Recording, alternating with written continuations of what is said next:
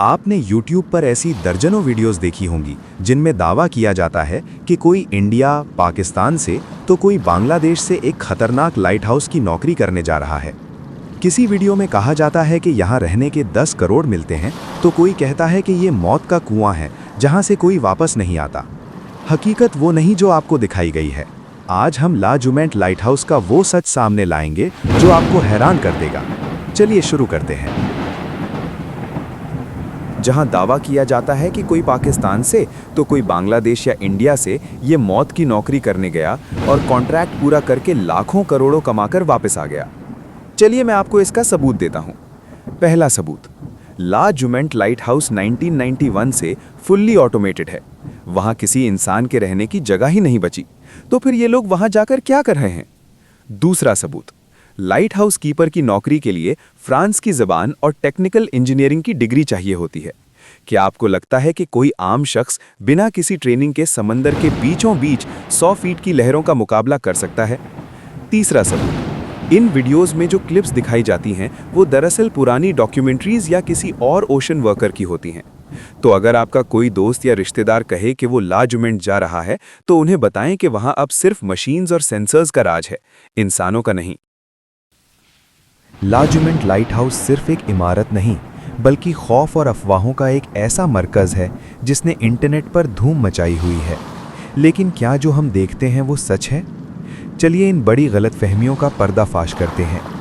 एक पुरानी कहानी मशहूर है कि यहाँ जो कीपर जाता है वो समंदर की नज़र हो जाता है या पागल हो जाता है।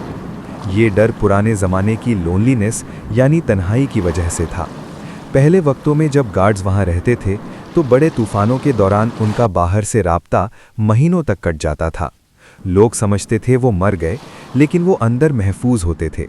हाँ, ये सच है कि वहाँ की तन्हाई और लहरों का शोर इंसान को ज़हनी तौर पर थका देता था, लेकिन गायब हो जाने वाली बातें सिर्फ कहानियाँ हैं। वो तस्वीर जिसमें एक आदमी लहर के सामने खड़ा है, लोग कहते हैं वो उसकी आखिरी तस्वीर थी। हकीकत, आदमी का नाम जीन पियर था। जब उसने रेस्क्यू हेलीकॉप्टर का शोर सुना तो वो बाहर देखने आया कि शायद कोई उसे लेने आया है। उसी पल फोटोग्राफर ने वो तस्वीर खींची। जीन पियर मारा नहीं था, बल्कि वो फौरन अंदर भाग गया था और महफूज रहा। लोग कहते हैं कि यहाँ सिर्फ 1 साल गार्डिंग करने के $1.2 मिलियन दिए जाते हैं, क्योंकि कोई ये काम करने को तैयार नहीं।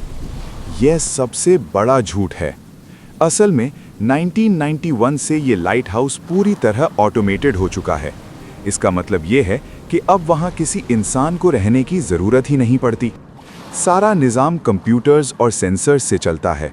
तो जब कोई जॉब ही नहीं है तो इतनी सैलरी का सवाल ही पैदा नहीं होता। लोग सोचते हैं कि इतनी ऊंची लहरें इस छोटे से टावर को किसी भी वक्त गिरा सकती हैं। आपको ये जानकर हैरानी होगी कि ये लाइट हाउस 1911 में मुकम्मल हुआ था और तब से आज तक हज़ारों बड़े तूफानों का मुकाबला कर चुका है। इसकी बुनियाद इतनी मजबूत है कि ये समंदर के बीच एक पावर हाउस की तरह खड़ा है।